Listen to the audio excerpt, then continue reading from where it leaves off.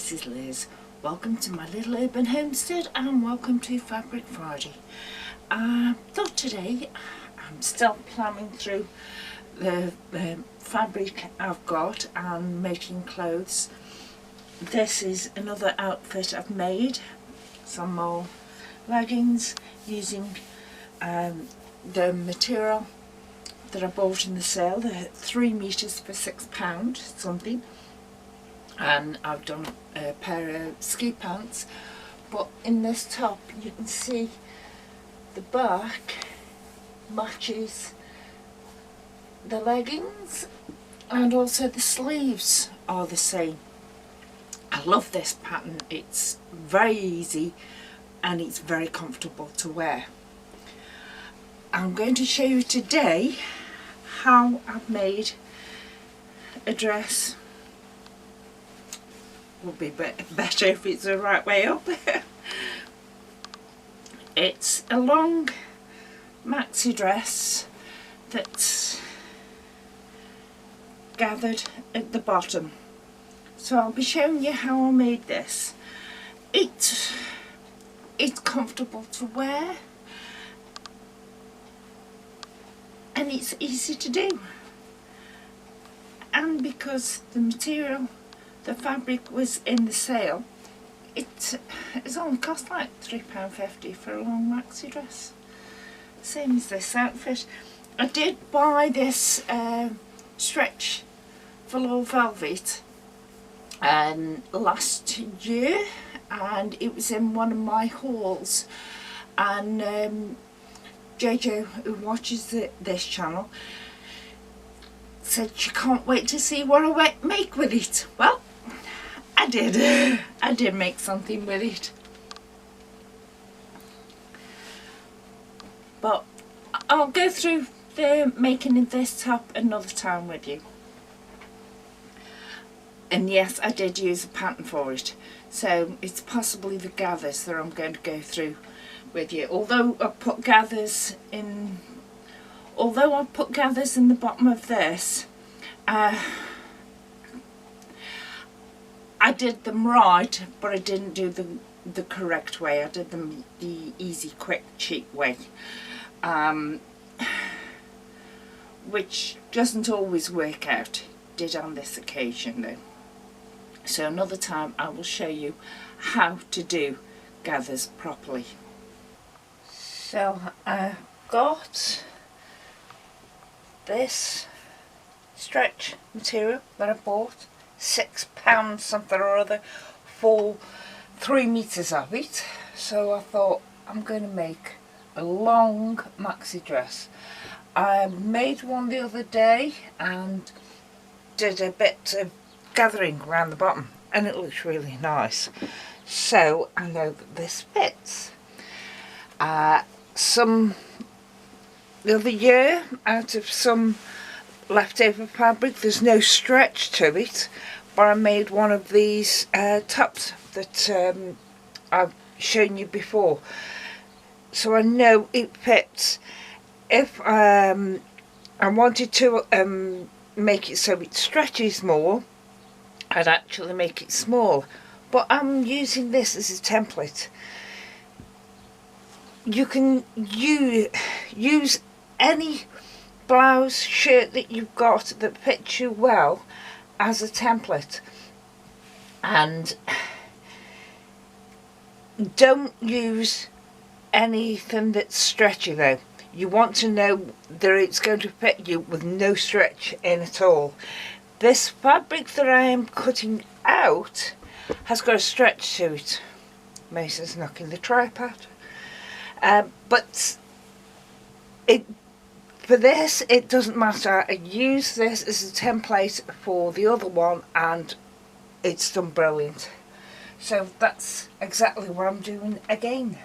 Now I've got my fabric, I folded it in half and then in half again, and it's right sides together. So the double fold is here. Here is where the selvage meets the single fold. So we want the double fold to be the fold that's going to go down the front and the back. Line it up at the top. If I bring this down, you might see it better, because I can mark it and then move it. Right, for the top of the dress, we've got the top edge of fabric, and I'm just lining up the middle fold. I've got the blouse shirt that I'm using as my pattern wrong side out, because then the seams lie flatter for me marking.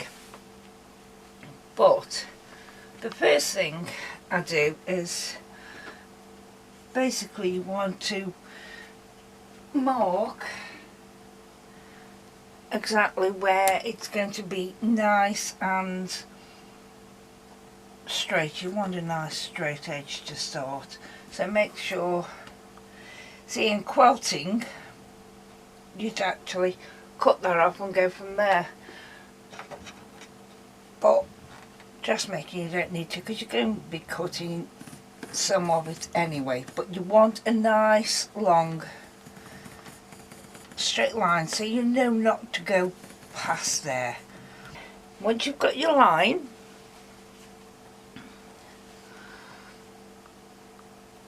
this shirt actually doesn't have a slope for a sleeve, it just goes all the way over, but that's the top of it. So we line up the edge there. Now you can see where your neckline comes to, the back one, and then obviously the front is less, but just mark around where you've got your neckline.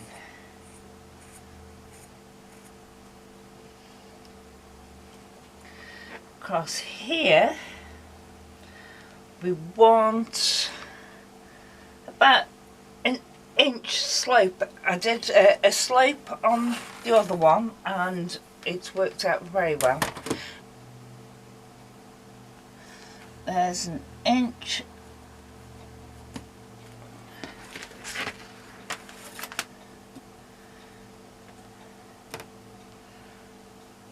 Quilting ruler is doing double duty, and just mark a slope of the shoulder. Doesn't matter that it does ruffle, as long as it marks a line. Whether that looks perforated or not doesn't matter. As we're using one that we know fits as well, just mark where the armhole comes to. So fold back,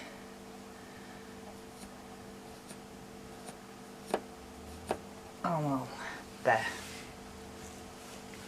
and that's basically going to be it. So let's move this back up.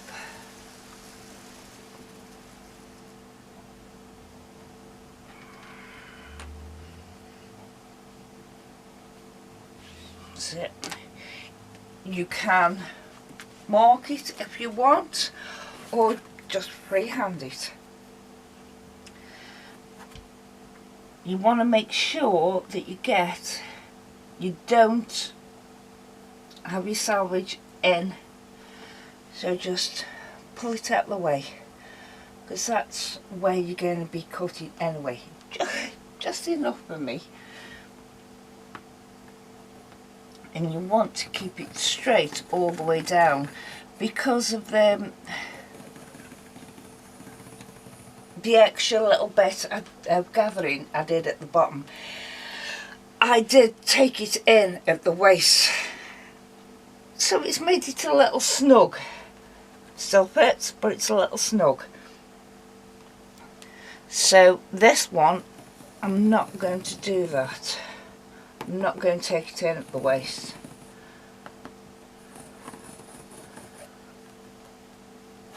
And there. Now I've measured from your shoulder all the way down to the floor. If you're short enough, you can stand on the end, because your tape measure tends to have a little bit there, so you can stand on that and then measure up. Me, I'm a tall person, so I will want this at about 60, so I can't stand on it. Put your tape measure on and come down whatever length you want it, and just mark on where it's 60.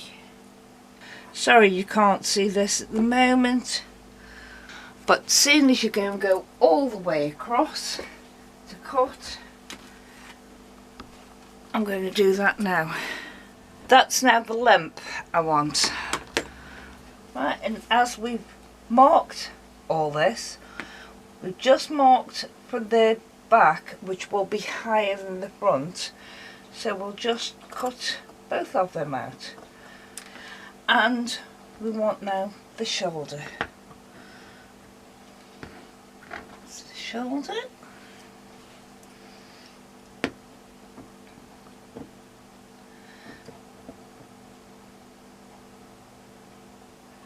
Now, because I'm not really having a sleeve on this, although that's the point for my armhole, I'm going to move it over so I know where that's going to be. I'll mark it on the other side so I know my armhole, but I'm just going to cut all the way down to make sure I get the selvage cut off. Now I've cut it all out, I want to decide which is going to be the back and the front. I think I'll keep this outside one.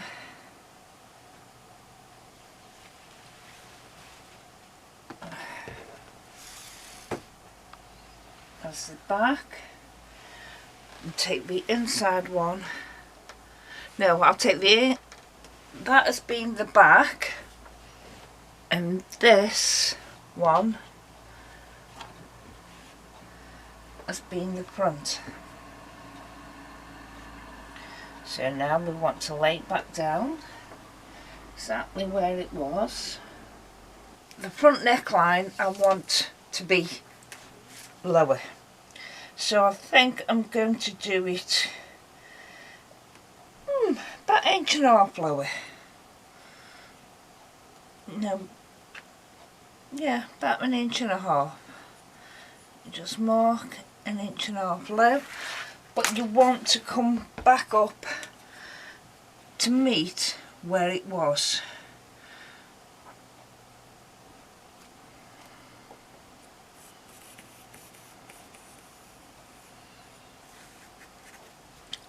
I can see that, you probably won't be able to. If anyone's wondering, this ruler I just have used for making shapes for doing my quilting. But it's got a nice curve to it, so it's brilliant for doing armholes and things like that. Let's open it out. That's the front. We'll get the back to it. Try and remember what I actually did. While this front is still folded, take it down so you can see the bottom of it, and you want approximately go to sort of calf length. So let's see what calf length is. Calf length roughly about 13 inches thereabouts. So take it to 13 inches. I know this ruler is 6 inches wide as well. So there's my 13 inches. So if I put that on and draw out by 6 inches, so I can use the edge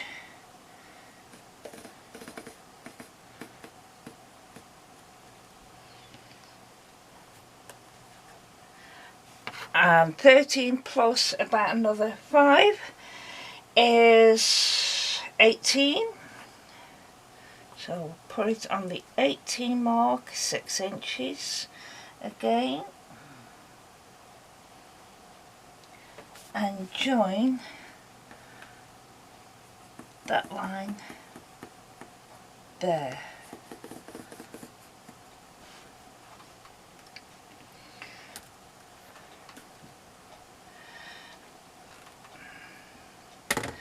Now I'll be gathering up here, so this is not going to be necessary. So I want to make a nice curve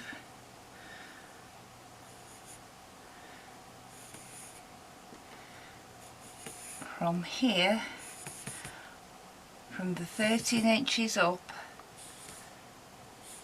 all the way to the edge, and cut that out.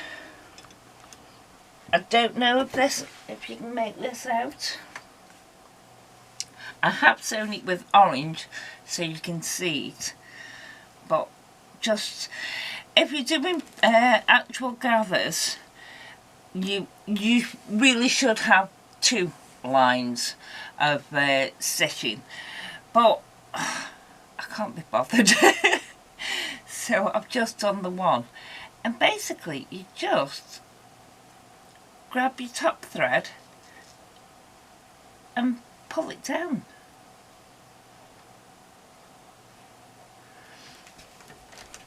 Grab your bottom thread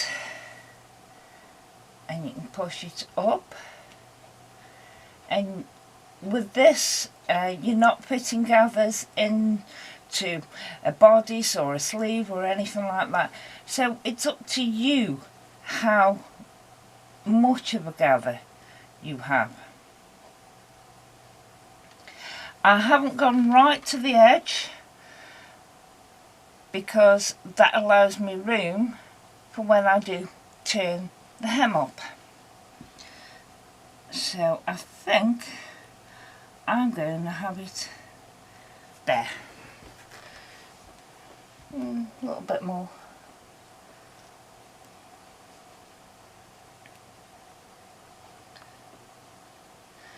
And then you take it back to your sewing machine and stitch there. I have done 2 lines of stitching before to completely anchor that in place, because you want the gather to stay. At the same time,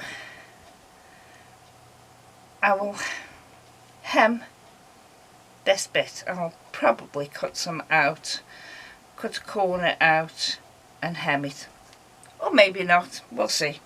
I didn't do it till the end anyway before, but I'm now going to stitch that in place, and when it's stitched in place I will sew the front to the back.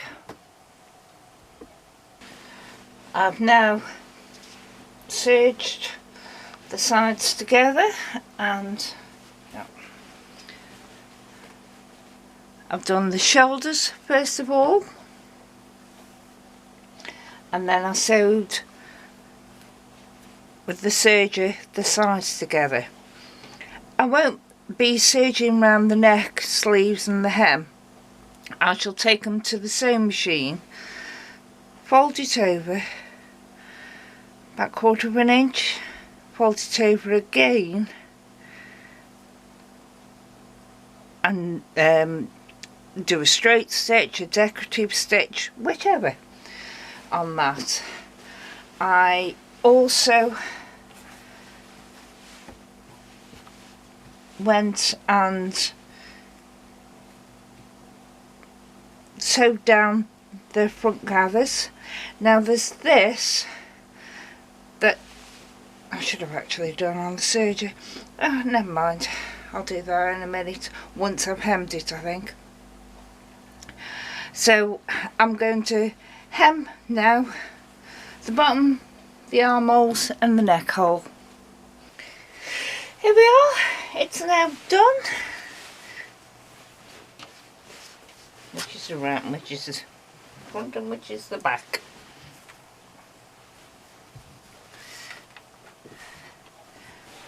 And it's got a gather here at the front. It just brings it up to sort of knee length and gives it this tulip short sort of space. I'll take a photograph of it on, well, yeah, I'll take a photograph of it now on my mannequin so you can see it better